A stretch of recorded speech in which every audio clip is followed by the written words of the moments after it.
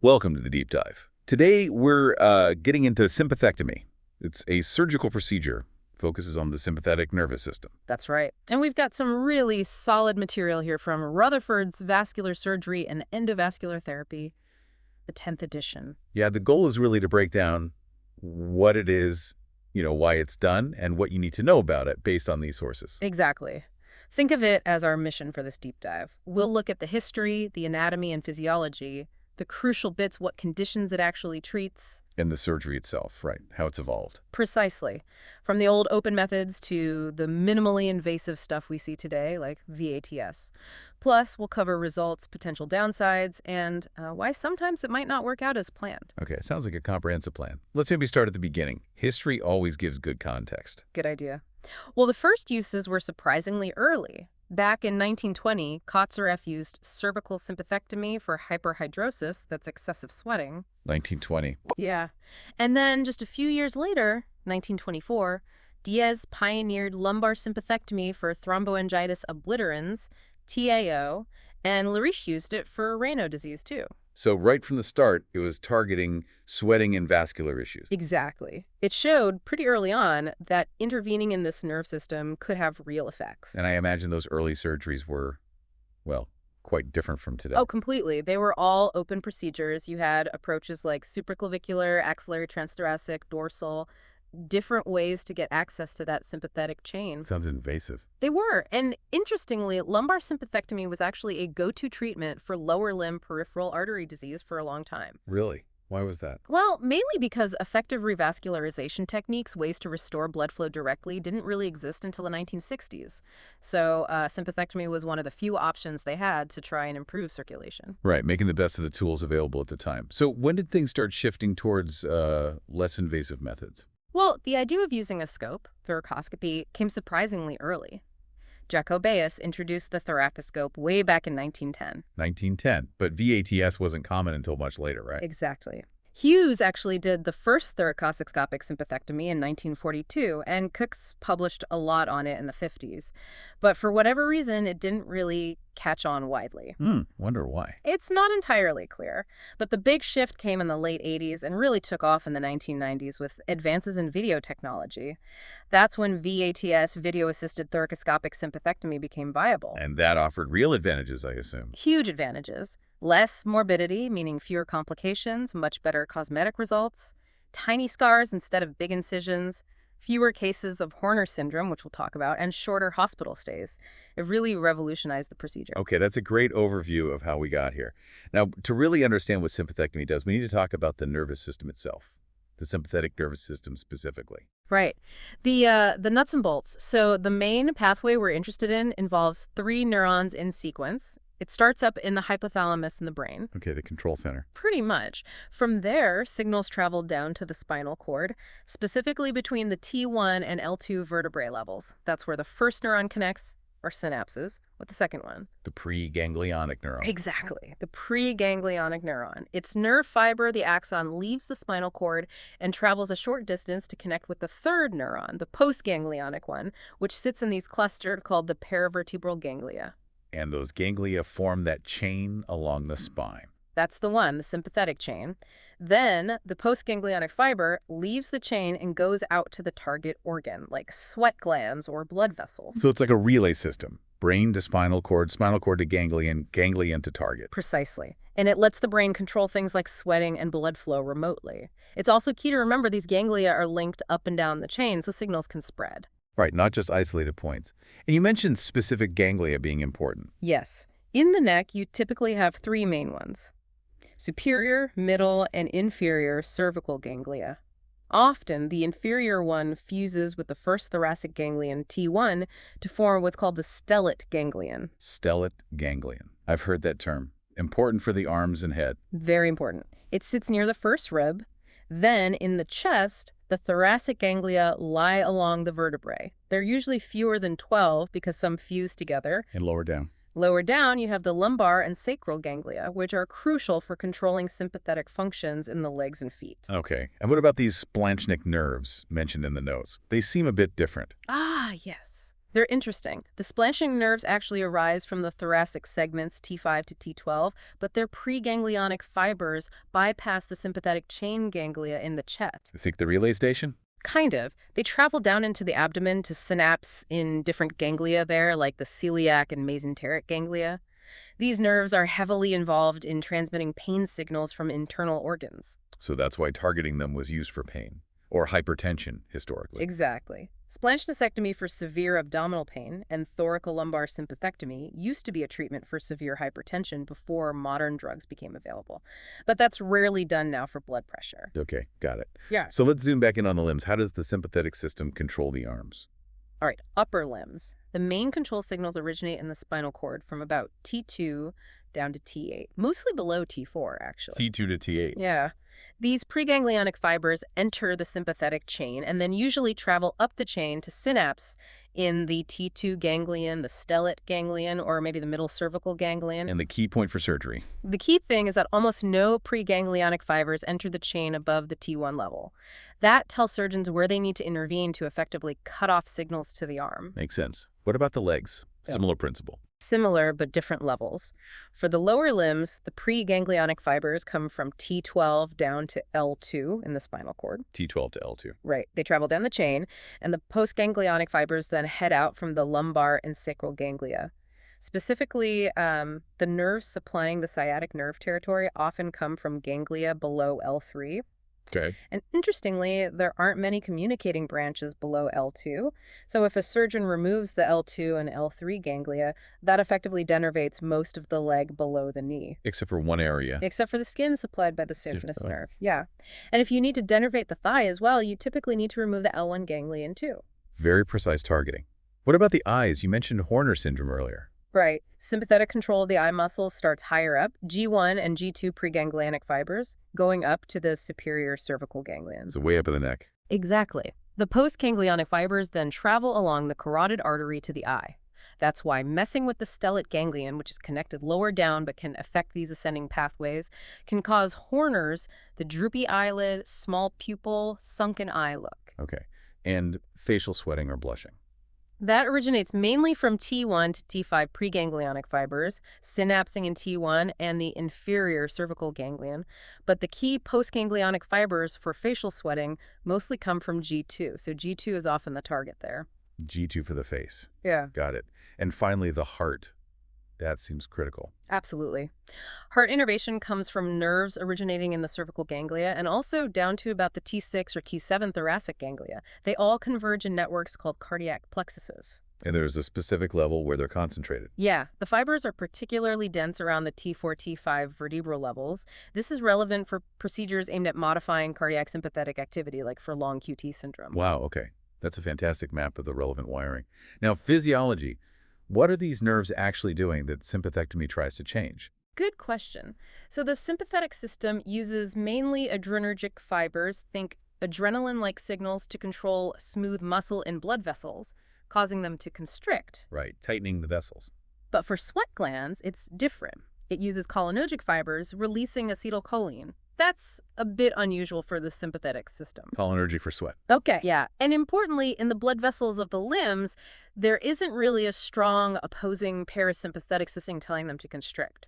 So vasodilation, the widening of blood vessels, happens mostly when you decrease the sympathetic adrenergic activity. So sympathectomy works by taking the foot off the accelerator for constriction. That's a great way to put it.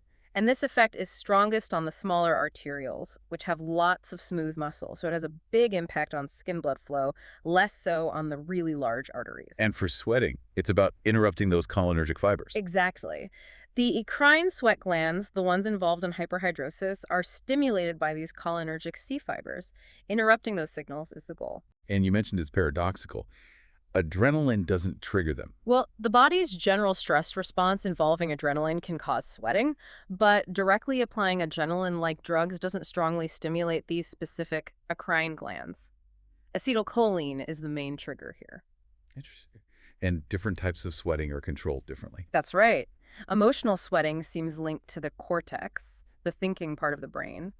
Thermal sweating, getting hot, is controlled by the hypothalamus. Gestatory sweating, when eating, is linked to the medulla. And there's even spinal level control. So it's complex. But for hyperhidrosis, we're mainly talking about interrupting the final pathway to the glands. Pretty much. Especially for emotional sweating in the palms and soles, signals from the frontal lobe definitely ramp up activity through this sympathetic pathway. There's always some baseline sweating too, just from normal gland function and skin moisture loss. All right, that clarifies the what and why physiologically. So when is sympathectomy actually considered nowadays?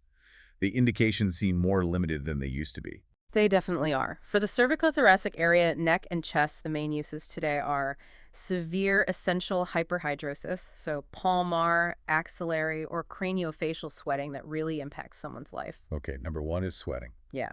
Then very selected cases of critical hand ischemia, maybe from TAO or other blockages where blood flow is severely compromised. Also, complex regional pain syndrome, CRPS. I mentioned that one. And clinically refractory long QT syndrome, that heart rhythm issue. And finally, severe Raynaud syndrome, but only if symptoms are really bad, maybe with tissue damage and nothing else has worked. So a fairly specific list for the upper body. What about lumbar sympathectomy for the legs? Even more limited now. The main indication is essential plantar hyperhidrosis, severe foot sweating. Beyond that, it's really only considered in very rare specific cases of critical leg ischemia where surgery to restore blood flow isn't possible. Not many options left. Exactly. And occasionally, again, in very selected cases, it might be considered for Raynaud's or CRPS affecting the lower limbs, but it's much less common. So it sounds like it's reserved for situations where the sympathetic system is clearly causing the problem and other treatments haven't cut it. That's the gist of it, yes. Okay, let's talk surgery. We know it's shifted to VATS, but maybe briefly touch on the older open techniques first. Sure. The open cervicothoracic approaches paravertebral, transthoracic axillary, supraclavicular. Each had pros and cons regarding how well the surgeon could see, the risks involved, recovery time.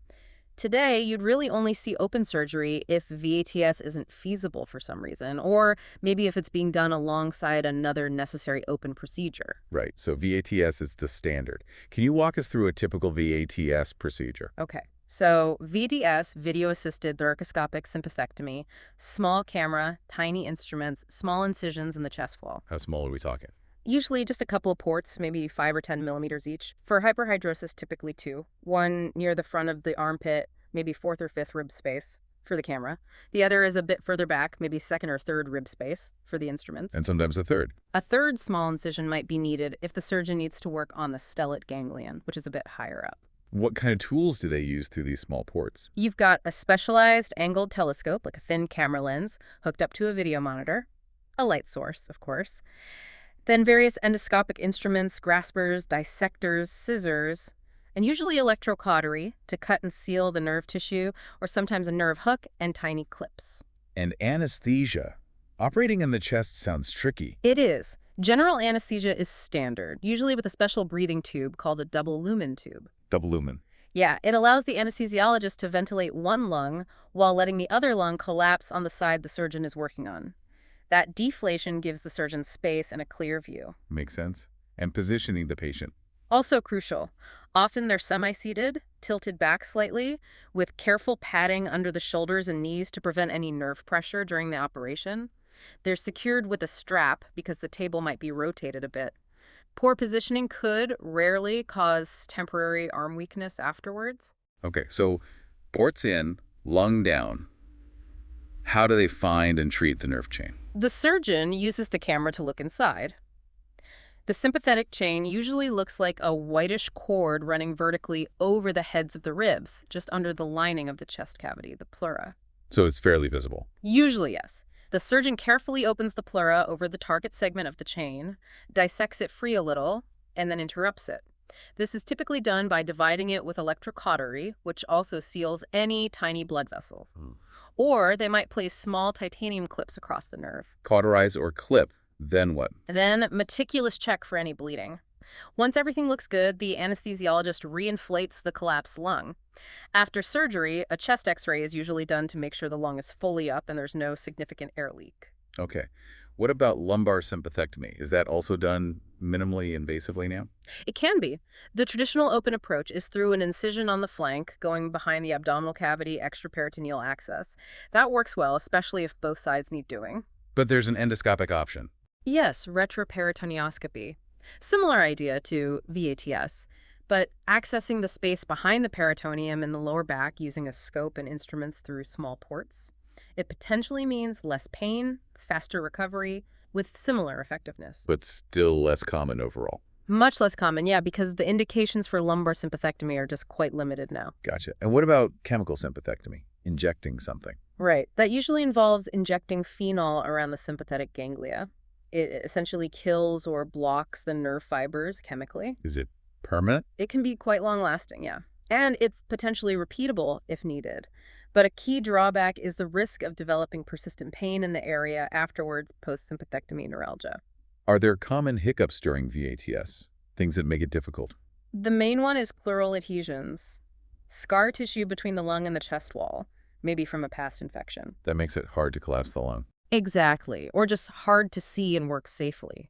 Sometimes if the adhesions are really bad, the surgeon might have to convert to an open procedure. And you can't always predict these adhesions from an X-ray beforehand. Any other issues? Rarely, an anatomical variation called an azygos lobe in the right lung can make access a bit trickier. It's not common, though. What about techniques that don't remove or destroy the nerve? You mentioned clipping. Right. Besides clipping, there's also sympathecotomy, which just means cutting the chain without removing a segment of the ganglion. Clipping is interesting because it offers the potential for reversibility, at least for a short window, maybe the first 10 days or so. Reversible? For what reason? Primarily if the patient develops really severe, intolerable, compensatory hyperhidrosis, that excessive sweating elsewhere. Removing the clips might restore function. Early results for clipping and sympathecotomy seem okay, similar to resection, but long-term effectiveness is still being evaluated. Interesting. Any other new tech on the horizon? People are exploring NOTES, natural orifice transluminal endoscopic surgery, maybe going through the belly button with a flexible scope to do the sympathectomy, aims for even less scarring, maybe less pain. Wow. And robotics is being looked at, too. Potential for more dexterity, maybe more precision, but it's still early days for robotic sympathectomy, limited experience so far. Okay. And lastly, on techniques, are there times when VTS is just not a good idea? Contraindications? Definitely. Active lung infections for fluid, really dense pleural adhesions, like from old TB, usually rules it out. Also, previous chest surgery or radiation in that area can make it too risky. Medical conditions? Yeah, severe heart slowing, like sinus bradycardia, might be a concern. And any condition making general anesthesia with that double lumen tube unsafe. Significant obesity can also be a relative contraindication, makes it harder to see the chain, and maybe increases the risk of severe compensatory sweating. That's a very thorough look at the how. Now let's link the how to the what. Which specific ganglia are the targets for different conditions? It sounds highly specific. It really is, and it's evolved over time based on outcomes. For palmar hyperhidrosis, sweaty hand surgeons used to target G2 and G3 ganglia more often. But not anymore. Less so. That combination had higher rates of Horner syndrome and, importantly, compensatory hyperhidrosis. So the trend now is often towards targeting G4 or sometimes G3. G4, lower down the chain. Yeah. The idea is that hitting G4 effectively reduces hand sweating, but might spare more sympathetic function higher up, reducing those side effects. G3 ablation tends to make hands completely dry, while G4 aims for reduced, maybe near normal sweating. Interesting trade-off. And some do it in stages. Some surgeons advocate for a two-stage approach, do one side, wait, then do the other, hoping to lessen the overall shock to the system and maybe reduce compensatory sweating. Okay. What about sweaty armpits or face? Axillary hyperhidrosis, the target has also refined, now mostly G4 seems effective. For craniofacial sweating or blushing, G2 is usually the primary target. Sometimes clipping G3 is an alternative there. G2 for the face head, G4 for palms and axillae generally. Makes sense. And for those other conditions, CRPS, vascular issues, Raynaud's in the arms. For those, if sympathectomy is chosen, the goal is often a more complete denervation of the whole upper limb. That usually means targeting the stellate ganglion, plus G2 and G3. A wider target zone. Yes, and often includes ablating some small communicating nerves, like the nerve of Kuntz, to be thorough. But that more extensive resection almost always leads to Horner syndrome as a side effect. Right, that trade-off again. And for long QT syndrome. That's very specific. It's only done on the left side, targeting the chain from the stellate ganglion down to G4 or sometimes G5. Left side only, still it down to G4, G5. Got it. Okay, this precision is key. Now, the big question. What are the results? What can patients expect? For hyperhidrosis, the results are generally very good in terms of stopping the excessive sweating. Palmar success is often quoted at 96 to 100%. Wow. Almost complete success for hands. Pretty much. Axillary, maybe 63 to 100%, a bit more variable, but still high. Craniofacial, also high, 87 to 100%. Patient satisfaction overall tends to stay high, around 90%, even years later. That sounds life-changing for people severely affected. Yeah. What about foot sweating, plantar hyperhidrosis? Lumbar sympathectomy usually gives an immediate reduction, but the long-term improvement rates seem a bit lower than for hands. Some think the perceived improvement might be partly linked to the patient feeling better overall once their hand sweating is fixed, reducing general anxiety and sympathetic drive. An indirect effect, potentially. Does the sweating ever come back? Recurrence in the treated area isn't common, but it happens. Maybe 1 to 13% for palmar axillary, around 2% for craniofacial. Often it's due to an incomplete initial procedure, and reoperation can sometimes fix it. Any other sweating phenomena? Sometimes there's a brief period, maybe day 3 to 5 post-op, where the treated area sweats temporarily, thought to be neurotransmitters being released as the nerve endings degenerate. Okay. And you mentioned gustatory sweating and compensatory hyperhidrosis earlier. Yeah. Let's unpack those. Right. Gustatory sweating, usually on the face or neck, when eating certain foods occurs in maybe 6% to 30-something% of patients. Seems variable, maybe related to diet, usually mild, more annoying than serious. But compensatory hyperhidrosis, CH, that's the big one. That is the big one. Increased sweating in other body areas, typically the trunk, back, thighs. Almost everyone gets some degree of it. Everyone. Pretty much. But it's severe in maybe 1 to 4% of patients. And that severe CH is the most feared side effect, the main reason for dissatisfaction after surgery. What makes it worse? It's usually worse in hot weather or with exercise, and there's a definite link to how high up the chain and how much of the chain is resected. Higher resection generally means more severe CH. So targeting G4 is better for CH too? Yes. The data suggests G4 ablation leads to less severe CH compared to targeting G2 or G3. Also, a higher BMI seems to be a risk factor for more severe CH. How is it treated if it's bad? First line is usually medication, anticholinergic drugs to reduce sweating generally. Interestingly, children seem to tolerate CH better than adults. And again, the two-stage approach might help minimize it. And quality of life. It's noted that patients who had a really poor quality of life before surgery often report the biggest improvement afterwards, even if they develop some CH. The relief from the original problem is just so significant for them. That perspective is important. Okay, what about results for the other conditions? Vascular disease, CRPS, long QT, Raynaud's. For vascular disease, like we said, is rare now. If used for severe digital ischemia, it might help reduce pain and promote healing, but it's not fixing the underlying blockage. CRPS. Can be very effective, 80–90% success, IF done early. Once contractures and atrophy set in, it's usually too late for sympathectomy to help much.